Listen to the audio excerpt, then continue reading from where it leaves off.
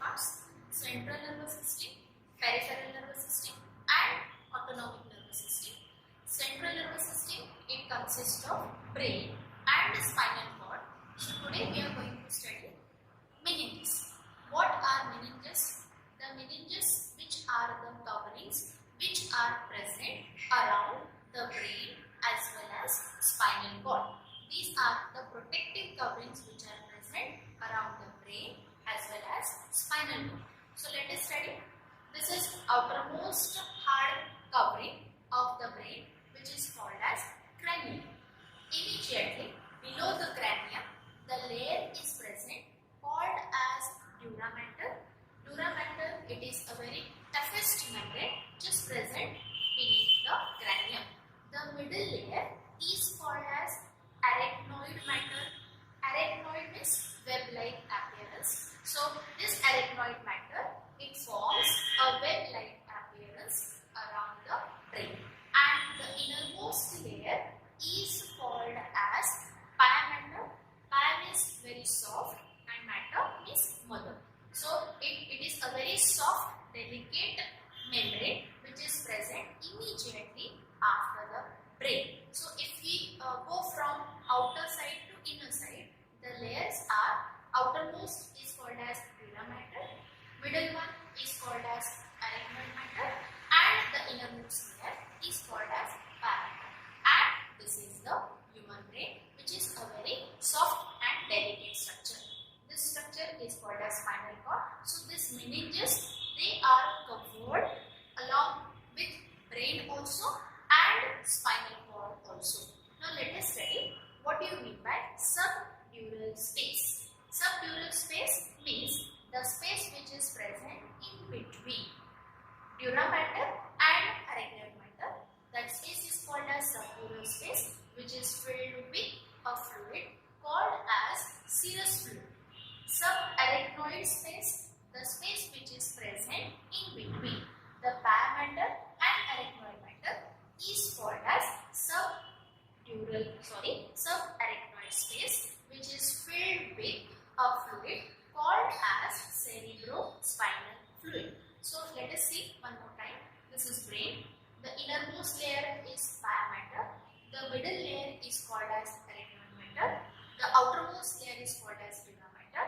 And this all layers along with the brain is covered by cranium.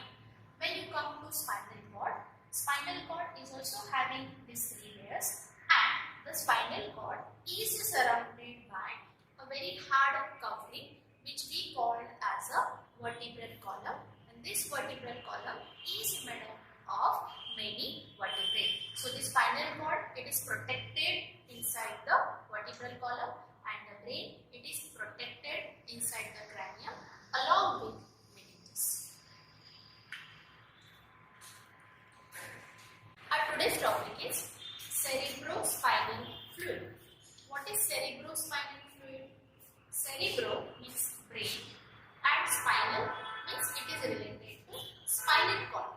So the fluid which is present in brain as well as spinal cord is called as cerebrospinal fluid, which is also called as CSF in short.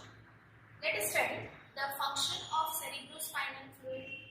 It is a clear, colorless and transparent fluid which is secreted by choroid plexus. Now what do you mean by choroid plexus? Choroid plexus, it is specialized cells surrounded by richly supplied with blood vessels. These are specialized ependymal cells which secrete this fluid. Again, pia mater. What is pia mater? Pia mater, it is the innermost layer of the brain. And the third, ependymal cells. These ependymal cells, where exactly they are present? They are present lining the ventricles of the brain and central canal of spinal cord. Now, ventricles means the cavities which are present in the brain, and central canal means the cavity which pass on through the spinal cord. So, in short, this cerebrospinal fluid, it is secreted by structures. Number 1, choroid plexus. Number 2, pyramater. And number 3, ependymal cells of ventricles of the brain and central canal of spinal cord. Third, meninges and cerebrospinal fluid togetherly. Now, what do you mean by meninges? Meninges are the coverings which are present around the brain and the spinal cord. So, meninges as well as cerebrospinal fluid, they act as a shock absorber, as our brain is very soft and delicate. So, it has to be present, or shock absorber should be present. So, these two structures, they act as a shock absorber. It protects the brain and the spinal cord from mechanical injuries. Mechanical injuries means any sudden attack. It should be protected by the meninges as well as cerebrospinal fluid. It maintains the constant pressure inside the cranium. Our brain, it requires cranium. It is the outermost hard covering inside which our soft, delicate brain is present. So our brain requires constant pressure. So this pressure or the environment, it is this pressure or this environment, it is provided by the cerebrospinal fluid.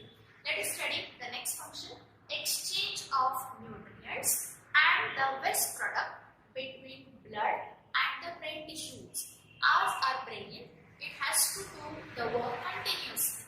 So, the nutrients, it is provided continuously by cerebrospinal fluid, as well as whatever waste products are formed in the brain, they are also taken by cerebrospinal fluid.